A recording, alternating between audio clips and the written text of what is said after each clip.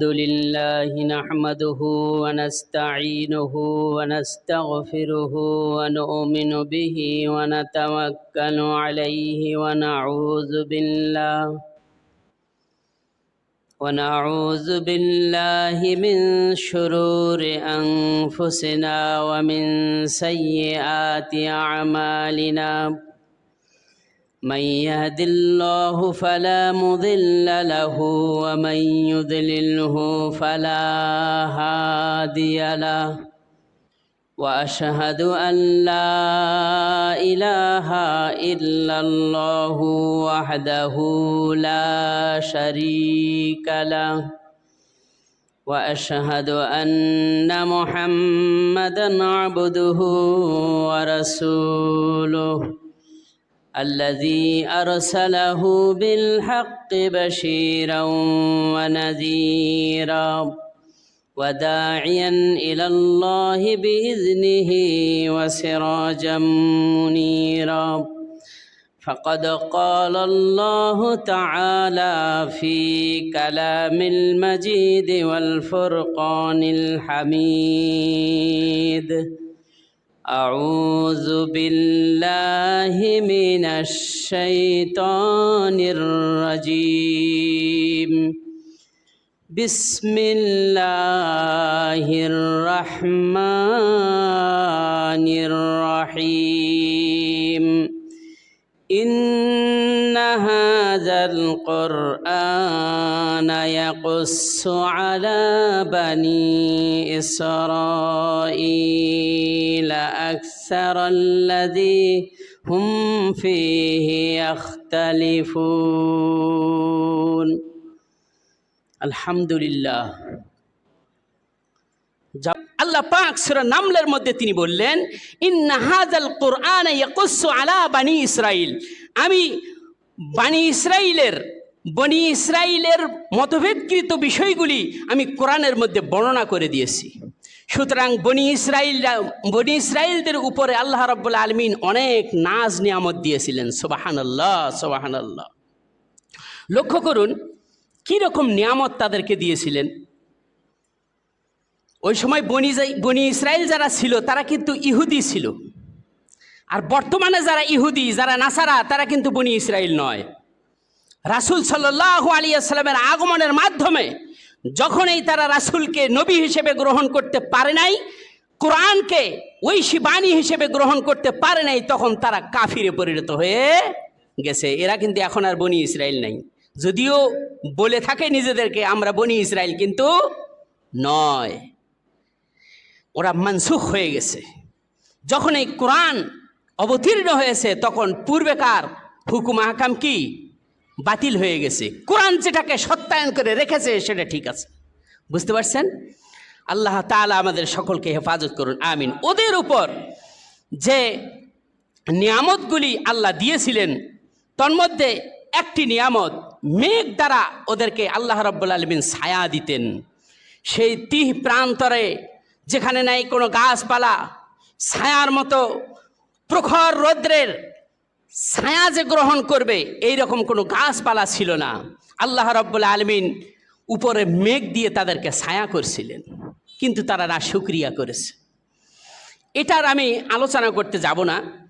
2 নম্বরে তাদেরকে ঝর্ণা ধারা আল্লাহ রাব্বুল আলামিন দিয়ে দিয়েছিলেন। ঝর্ণা একটা নয়, 2টা নয়, 12টা ঝর্ণা আল্লাহ তাদেরকে দিয়েছিলেন পানি পানের জন্য। সুবহানাল্লাহি বিহামদিহি। আল্লাহ রাব্বুল আলামিন সেই সময় তাদের জন্য খাদ্য হিসেবে মান্না সালোয়া নামক খাবার আল্লাহ তাআলা দিয়েছেন। সুবহানাল্লাহ। মান্না সালোয়ার কথাটা শুনছেন তো, তাই না? শোনেন নাই?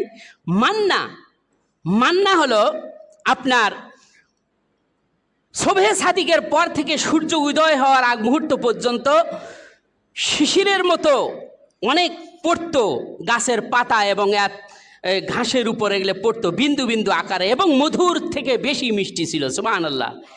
এগুলি গলতো না, এগুলি তারা নিয়ে খেত এবং খাবারের জন্য এটা সংরক্ষণ করেও তারা রাখতো। আর সালোয়া এক ধরনের পাখি, যা আপনার চড়ুই পাখির থেকে একটু বড় হবে। এইটা উড়ে আসতো তাদের কাছে, এসে তারপরে তারা এটাকে ধরে এরপরে তারা এটাকে খেত। সুবহানাল্লাহি ওয়া বিহামদিহি। এটা হলো সালোয়া। লম্বা অনেক, আপনার আলোচনা অনেক দীর্ঘায়িত হবে বিধায় আমি একটু সংক্ষিপ্ত করে বলতেছি। তারপরে পার্শ্ববর্তী কোনো একটা জনপদে তাদেরকে যাওয়ার জন্য নির্দেশ দেওয়া হয়েছিল। বলা হয়েছিল তোমরা যখনই সেখানে দিয়ে প্রবেশ করবে দরজা দিয়ে, তখন তোমরা বলবে হিত্তাতুন নাগফির লাকুম, যেন আল্লাহ আমাদের গুনাহগুলি মাফ করে দেয়। কিন্তু আল্লাহর কথা অমান্য করেছে, অমান্য করে তখন তারা বলল হিনতাতুন, আর মাথা নিচু করে ঢুকতে হবে। কিন্তু তারা কি করলো, কোমর এরকম বাঁকা করে, পিঠটা বাঁকা করে মাথাটা সোজা করলো, মানে এইভাবে করে ঢুকলো। তার মানে প্রতিটি কথায় তারা কি করতো, আল্লাহর অমান্য করতো, আল্লাহর অবাধ্য হতো। আল্লাহ আমাদের হেফাজত করুন, সকলে বলি আমিন। এখন আমরা কি করি?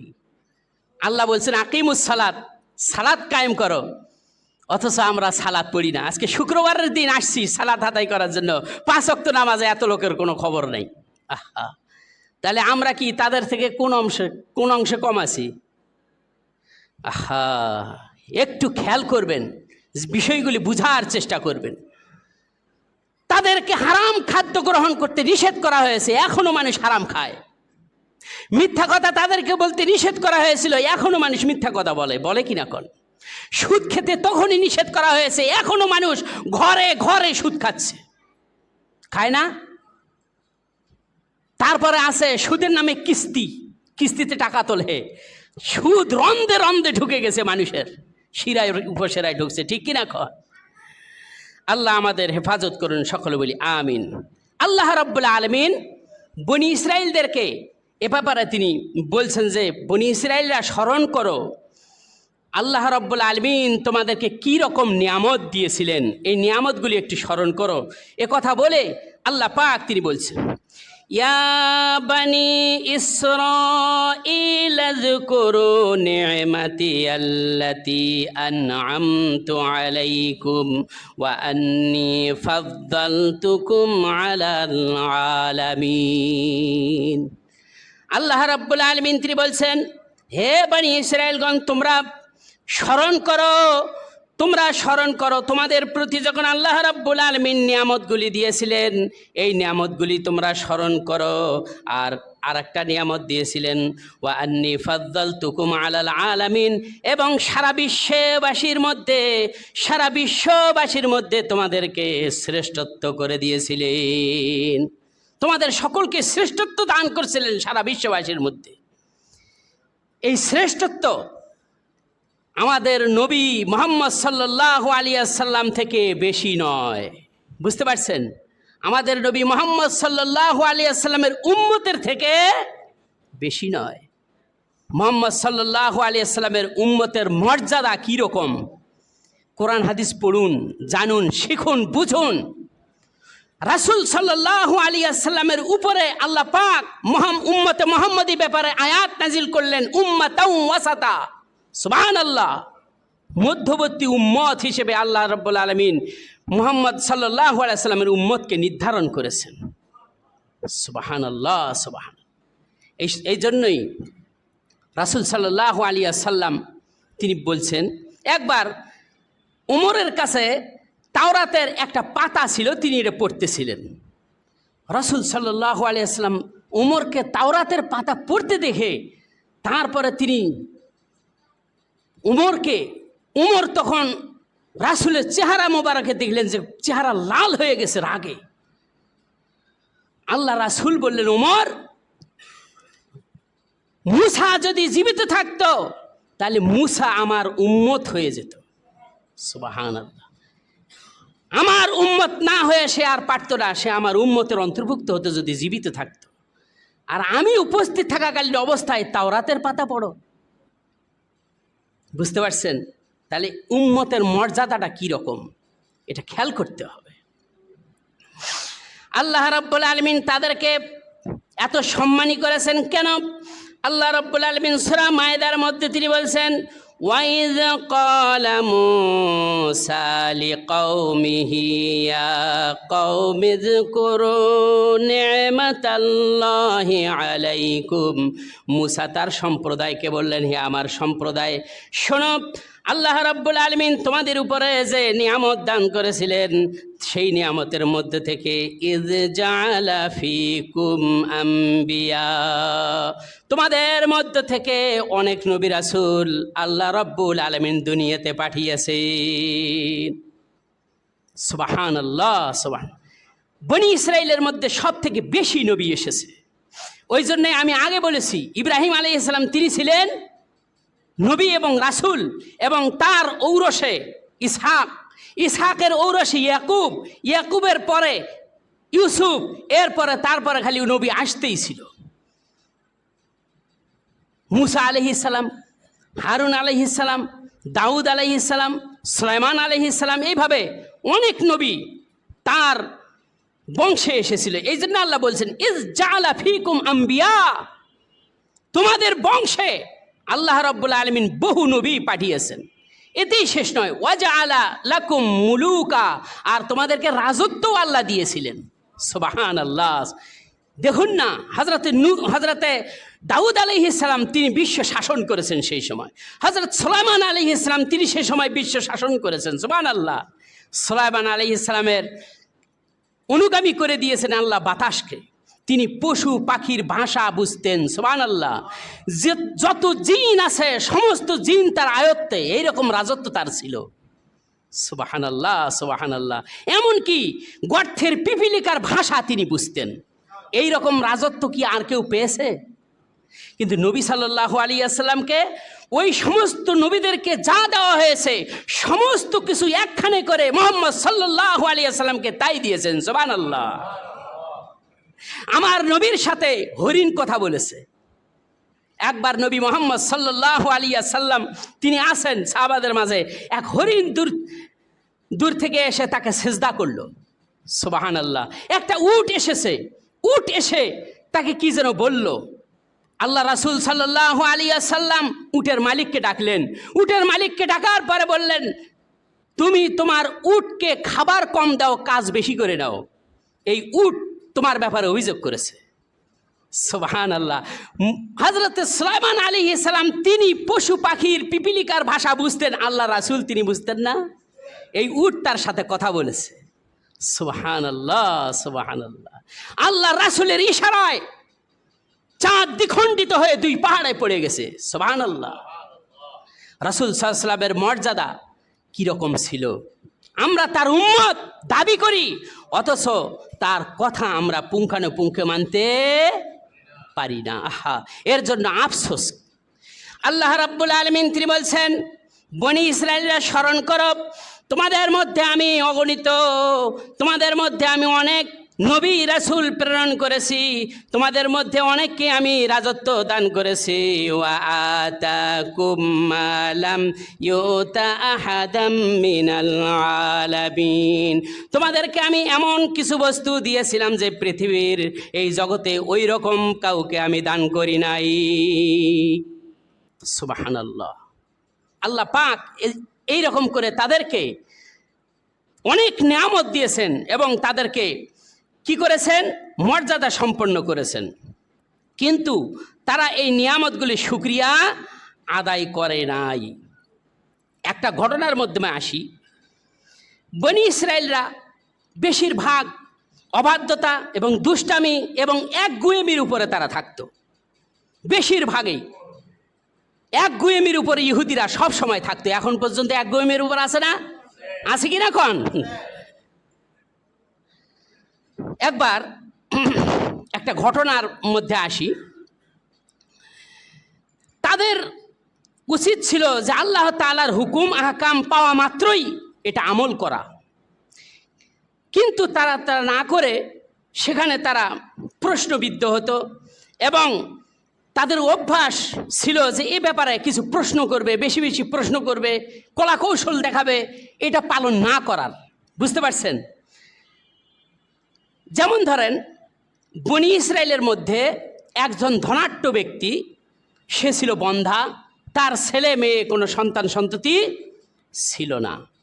এই ব্যক্তিটি বাস তার সম্পদ নিয়ে আসে, হঠাৎ করে তার ভাতিজা সম্পদের মোহে পড়ে, সম্পদের মালিক হবে এই মোহে পড়ে এই আপনার ওই তার চাচাকে হত্যা করে ফেলল।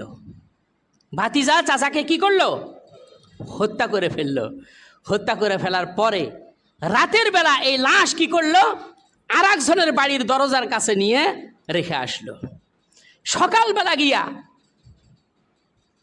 খুঁজতে খুঁজতে, বুঝেন তো, খোঁজার বাহানা করছে, খুঁজতে খুঁজতে ওই বাড়িওয়ালার বাড়িতে গিয়ে, পাশের বাড়িতে গিয়ে দেখে যে তার দরজার উপরে তার চাচার লাশ। এখন তার উপর তহমত দেওয়া শুরু করলো, অপবাদ দিল যে আজকে রাতের মধ্যে তুমি আমার চাচাকে হত্যা করেছো, এর বিচার চাই। এই রকম অভ্যাস আমাদের বাঙালি জাতির মধ্যে আছে কিনা? কোন দোষ করে একজনের আর আবার বিচার হয় আর একজনের। এই জন্য আমি বলে থাকি, খায় দায় চান মিয়া, মোটা হয় জব্বর মিয়া। বুঝতে পারছেন? সুতরাং এই অবস্থাটা ওই ইহুদির ওই সময়েও ছিল। তো যাই হোক, এখন ওই লোকটাকে মারে না কাটে, এই অবস্থা, তুমি আমার চাচাকে হত্যা করছো, এর বিচার অবশ্যই করব। কিছু জ্ঞানী জ্ঞানী লোক ছিল ওই মুহূর্তে, তারা বলতে লাগলো যে কেন এরকম করতেছেন কেন? আমাদের মধ্যে আল্লাহর রাসূল মুসা আলাইহিস সালাম জীবিত আছেন, তার কাছে যাও, সমাধা পেয়ে যাবে। তিনি যেটা সিদ্ধান্ত দেন, আল্লাহর পক্ষ থেকে যেটা ফয়সালা আসেন, সেই অনুযায়ী তো তিনি সিদ্ধান্ত দিবেন। তাহলে তিনি যে সিদ্ধান্ত দেন সেটাই মেনে নাও, তার কাছে যাও। এই গুণীজনদের কথা শুনে তখন মুসা আলাইহিস সালামের কাছে গেল। মুসা আলাইহিস সালামের কাছে যাওয়ার পরেই মুসা আলাইহিস সালাম তখন তিনি বললেন, ওয়াইয ক্বালা মুসা লিকওমিহি ইন্নাল্লাহা ইয়ামুরুকুম আন তাযবাহু বাকারা। ওরা তখন ঘটনা গিয়ে মুসা আলাইহিস সালামের কাছে বলল। মুসা আলাইহিস সালাম সমস্ত ঘটনা শোনার পরে তারপরে তিনি বললেন, ইন্নাল্লাহা ইয়ামুরুকুম আন তাযবাহু বাকারা। আল্লাহ রাব্বুল আলামিনের পক্ষ থেকে অর্ডার হয়েছে, হুকুম হয়েছে, তোমরা এখনই একটা গাভী জবাই করে দাও, একটা গরু, একটা গাভী জবাই করো। এখন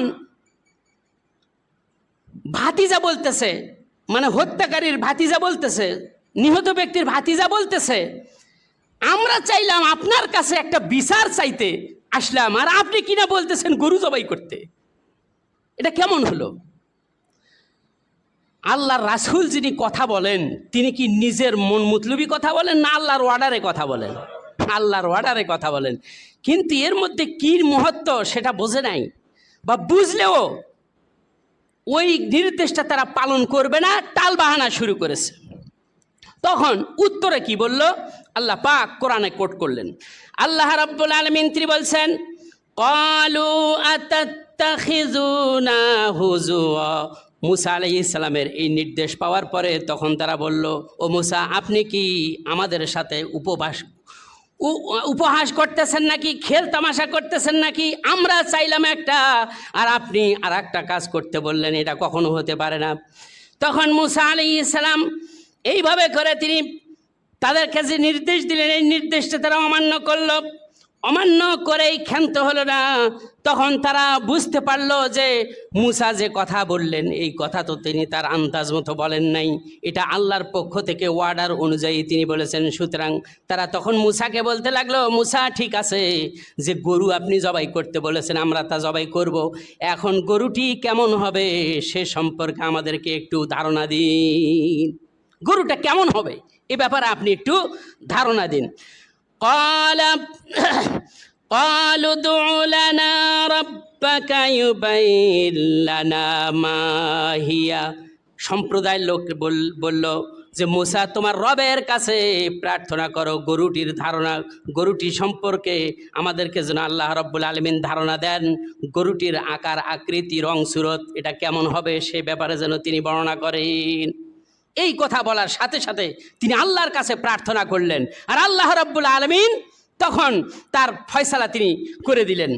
আল্লাহ রাব্বুল আলামিন তিনি বলছেন ওরা যে গরুটি সম্পর্কে জানতে চেয়েছে, সুতরাং মুসা তুমি জেনে দাও, ইন্নাহা বাকারাতুল লা ফারিদুন ওয়ালা বিকর, গরুটি যেন বৃদ্ধ না হয়, বেশি বয়স হয়ে গেছে, বয়সের কারণে দুর্বল হয়ে পড়েছে, এমন গরু যেন না হয়, আবার শাবক গরু যেন না হয়, বাছুর অবস্থায় এমন গরু যেন না হয়।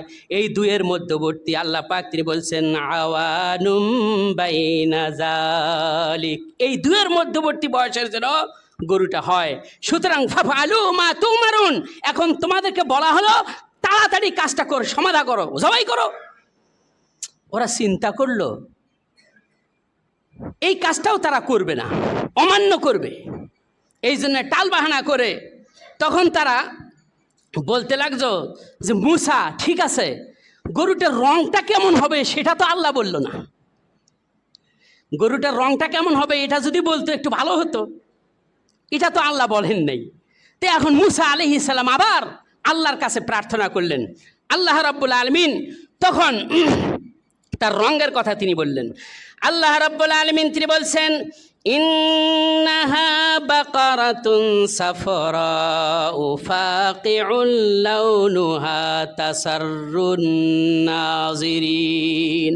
মুসা ওরা গরুর রং সম্পর্কে জানতে চাইছে, রংটা এমন যে সেটা হলো গাঢ় পীতবর্ণের, এমন রঙের কথা আল্লাহ বলছেন ও জীবনেও খুঁজে পাবে না, এইরকম রঙের কথা বলছেন, গাঢ় পীতবর্ণের।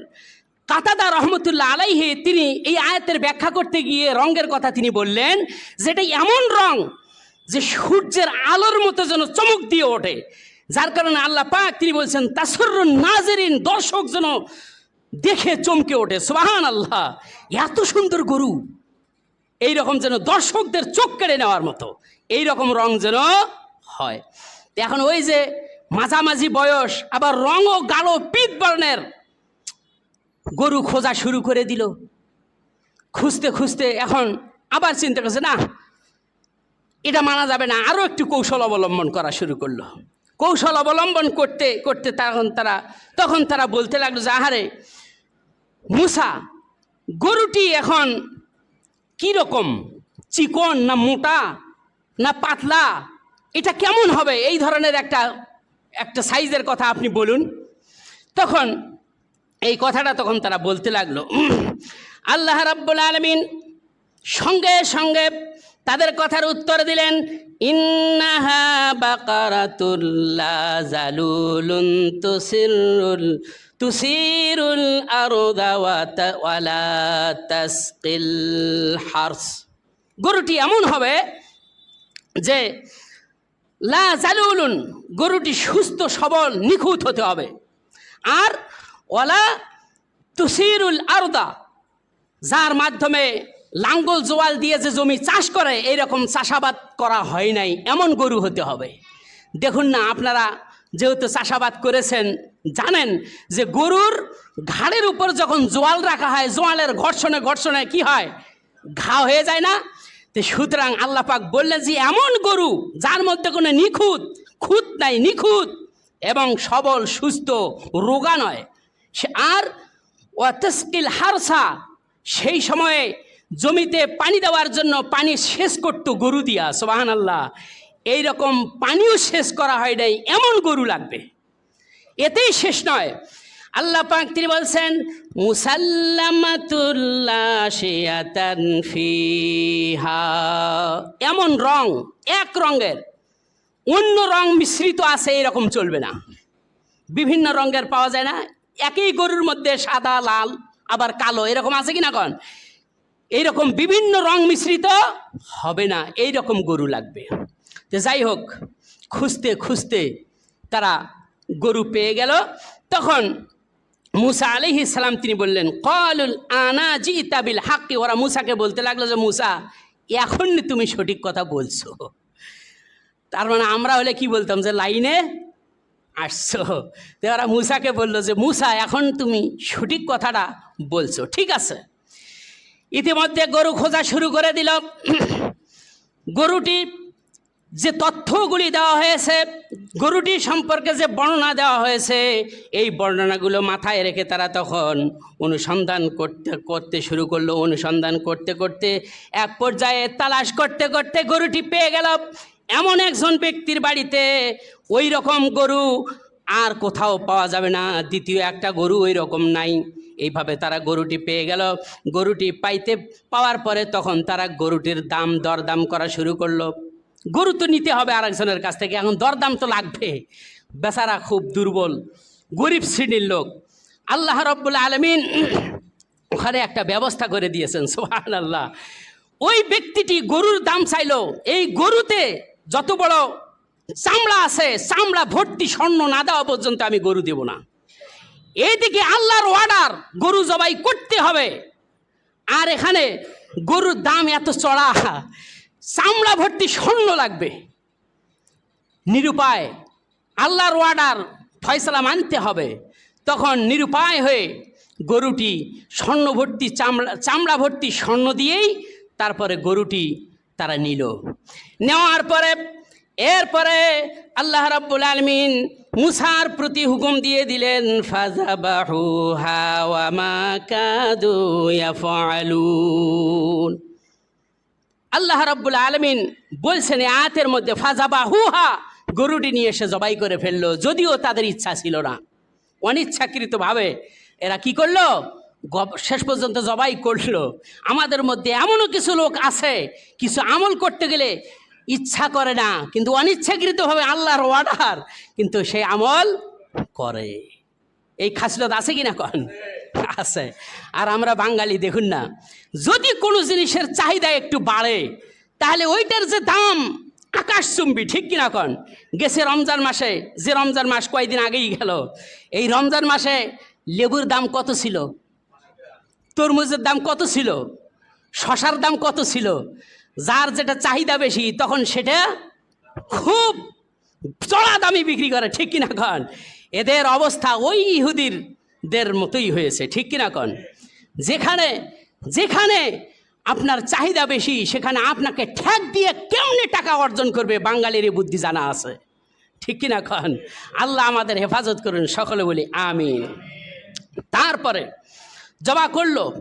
জবা করার পরে মুসা আলাইহিস সালাম তিনি বললেন, ওয়াইযা কাতালতুম নাফসান ফাদ্দারাতুম ফিহা। মুসা বললেন যে হত্যাকৃত নিহত ব্যক্তি সম্পর্কে তোমরা যে মতবিরোধের মধ্যে লিপ্ত ছিলে, এই লোকটিকে কে হত্যা করেছে এটা তোমরা জানতে না। সুতরাং আল্লাহ পাক তিনি বলছেন, ওয়াল্লাহু মুখরিজুম মা কুনতুম তাকতুমুন। তোমরা যেটা গোপন করছো অন্তরের ভিতরে, আল্লাহ পাক সেটা তোমাদের মাঝে প্রকাশ করে দিবেন। সুবহানাল্লাহ। গরুটি জবাই করা হয়ে গেল। জবাই করার পরে ফাকুলনা যরিবুহু বিবাযিহা, আল্লাহ পাক হুকুম দিলেন ওই গরুটির মাংস থেকে এক খণ্ড মাংস মৃত ব্যক্তির দেহের মধ্যে নিক্ষেপ করো বা স্পর্শ করো। দেখো, লক্ষ্য করো কি হয়ে যায়। ওই গরুটির চামড়া ছড়িয়ে নেওয়ার পরে মাংস নিয়ে যখন মৃত ব্যক্তির শরীরের মধ্যে স্পর্শ করলো, সঙ্গে সঙ্গে মৃত ব্যক্তিটি জীবিত হয়ে গেল। তারপরে তাকে সেই সময়ের ওই উপস্থিত লোকজন জিজ্ঞেস করলো, তোমাকে হত্যা করেছে কে? সঙ্গে সঙ্গে ওই ব্যক্তিটি বলল যে আমার ভাতিজাই আমাকে হত্যা করেছে, আমার ভাতিজা আমাকে সম্পদের লোভের কারণে আমাকে হত্যা করেছে। এই কথা বলার সাথে সাথে আবার লোকটি মৃত্যুবরণ করলো। আল্লাহ রাব্বুল আলামিন কোরআনে কারিমের মধ্যে কোট করে তিনি বললেন, কাযালিকা ইউহয়িল্লাহুল মাউতা। এইভাবে করে আল্লাহ রাব্বুল আলামিন তিনি মৃতকে জীবিত করে থাকেন। ওয়ায়ুরিকুম আয়াতিহি লাআল্লাকুম তাকিলুন। আল্লাহ রাব্বুল আলামিন তিনি এইভাবে করে তোমাদের মধ্যে তার নিদর্শনগুলি বর্ণনা করেন যাতে করে তোমরা অনুধাবন করতে পারো। আল্লাহ রাব্বুল আলামিন এইভাবে করে তিনি নিদর্শনগুলি দেখান যাতে তোমরা শিক্ষা অর্জন করতে পারো, ঠিক কিনা কও? তাহলে মৃত্যুর পরে আবার জিন্দা করবেন কে? আল্লাহ রাব্বুল আলামিন। এ ব্যাপারে সন্দেহ আছে? এই ঘটনার মাধ্যমে আল্লাহ পাক দেখাইয়া দিলেন। তারপরে মৃত্যু ব্যক্তিকে কেমনে জীবিত করেন সেটাও আল্লাহ দেখাইয়া দিয়েছেন। সুবহানাল্লাহ, সুবহানাল্লাহ। এই জন্য আল্লাহ রাব্বুল আলামিন তিনি কোরআনে কারিমের মধ্যে তিনি বলছেন, ইন্না হাযাল কুরআনা ইয়াকুসসু আলা বানি ইসরাঈলা আকসারাল্লাযী হুম ফীহি ইখতালিফুন। নিশ্চয়ই এই কোরআন বনি ইসরাইল যে সমস্ত বিষয় নিয়ে মতবিরোধ মত পার্থক্য করেছিল এই সবগুলি বিষয়ের নিরসন।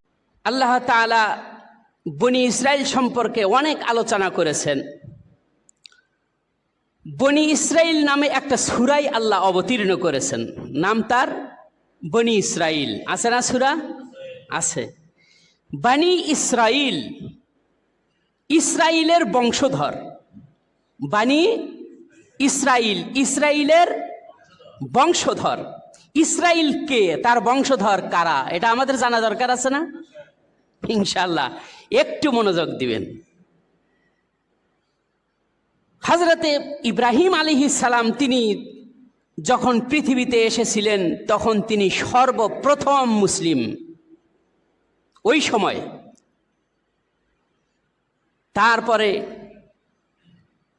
তিনি তার উপর নবুয়ত আসে, তিনি আল্লাহর বন্ধু খলিলুল্লাহ উপাধি দেওয়া হয়েছে তাকে।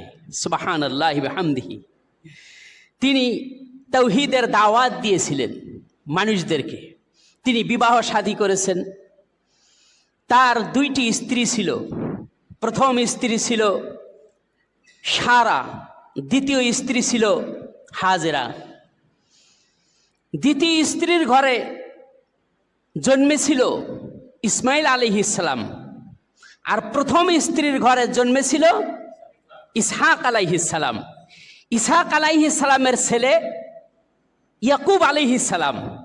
ইয়াকুব আলাইহিস সালামের একজন নবী ছিলেন, তিনি ছিলেন কি? ইউসুফ আলাইহিস সালাম। এই ইয়াকুব আলাইহিস সালামের আরেক নাম হলো ইসরাইল। ইয়াকুব আলাইহিস সালামের এক নাম ইসরাইল। আর তার বংশে যত লোক এসেছে এই সব তার বনি। বুঝতে পারছেন? এগুলি সব তার সন্তান। এই সন্তানদের নামেই হয়েছে বনি ইসরাইল। বুঝতে পারছেন? তার এই সন্তানদের মধ্যে থেকে একজনের নাম ছিল ইহুদা। কি নাম ছিল? ইহুদা। এই ইহুদার বংশে ইহুদি। বুঝতে পারছেন?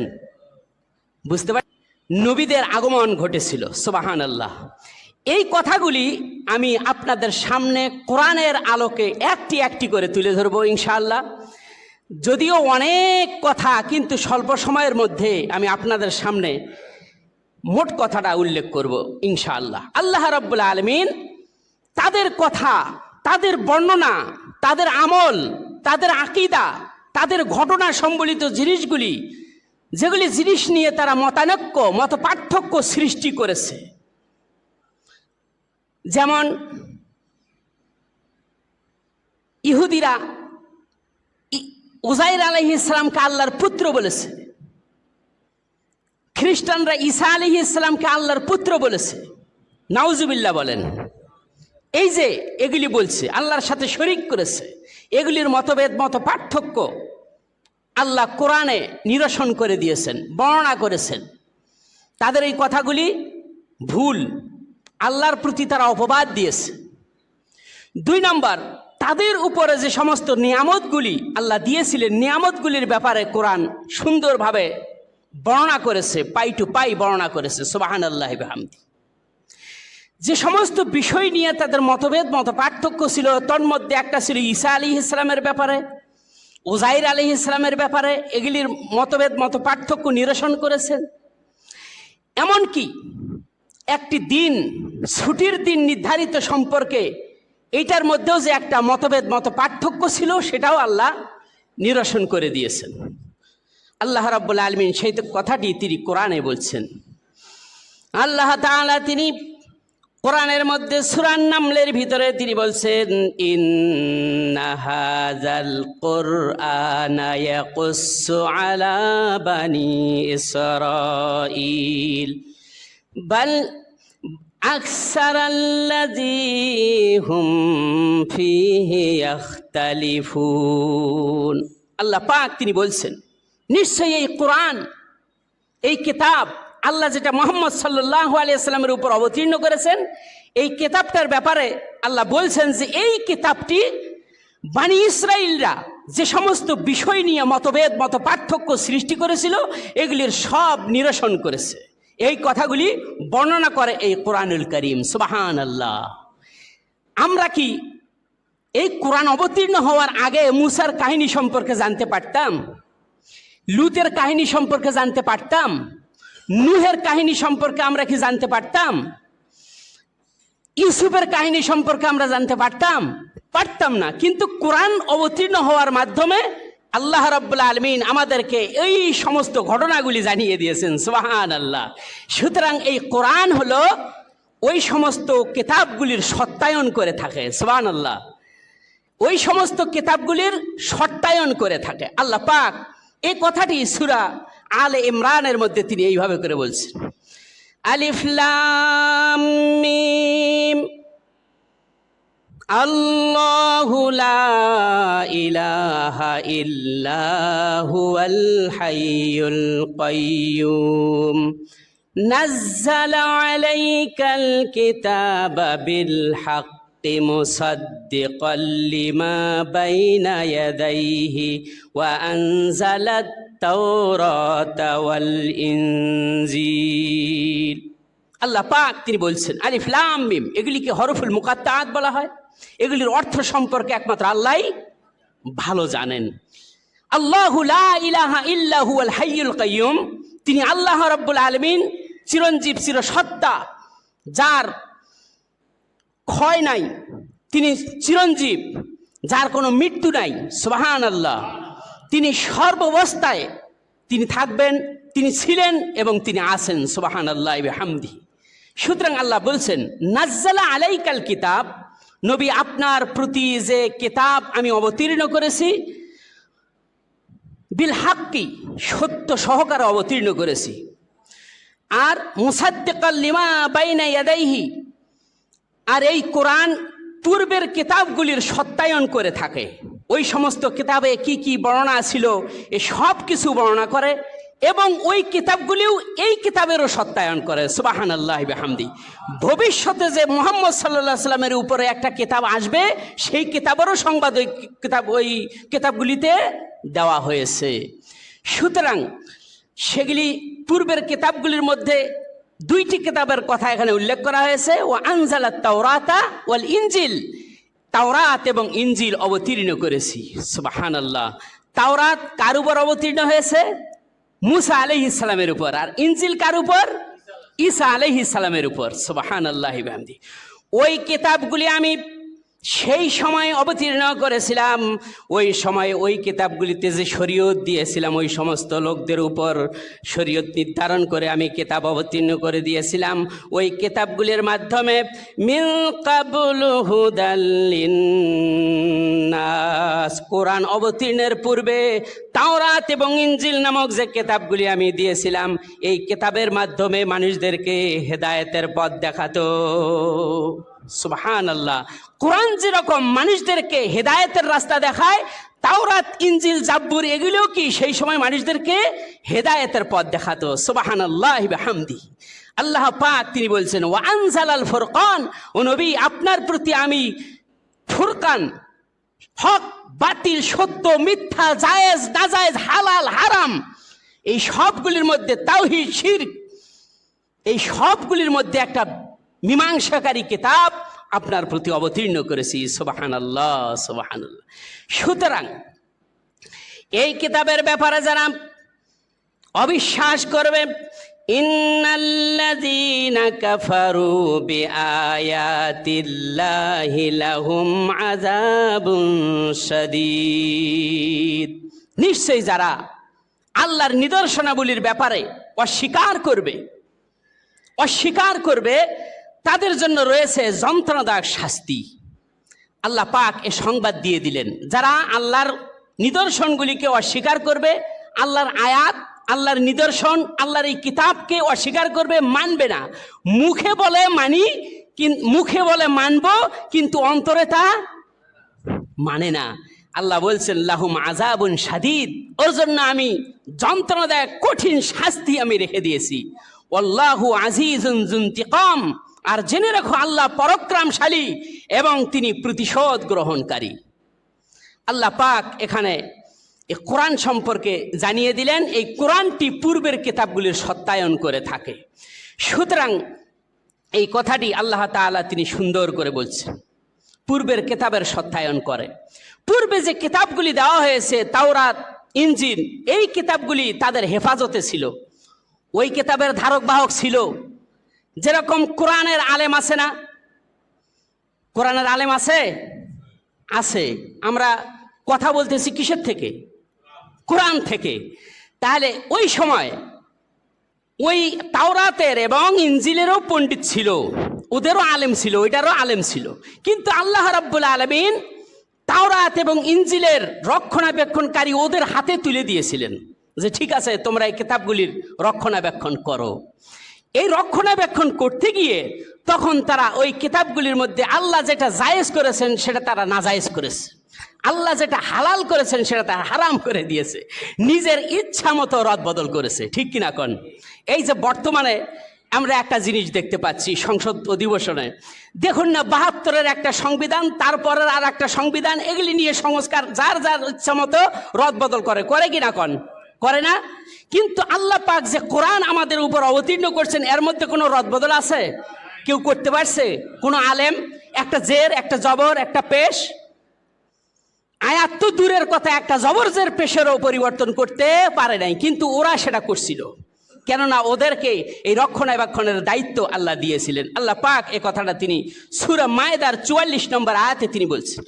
আল্লাহ পাক তিনি বলছেন, বিমাস্তুহফিযু মিন কিতাবিল্লাহি ওয়া কানু আলাইহি শুহাদা, তাদেরকে আল্লাহর কিতাব দেখাশোনার দায়িত্ব বা দেখাশোনার নির্দেশ দিয়েছিলাম এবং রক্ষণাবেক্ষণের দায়িত্ব তাদেরকে দেওয়া হয়েছিল।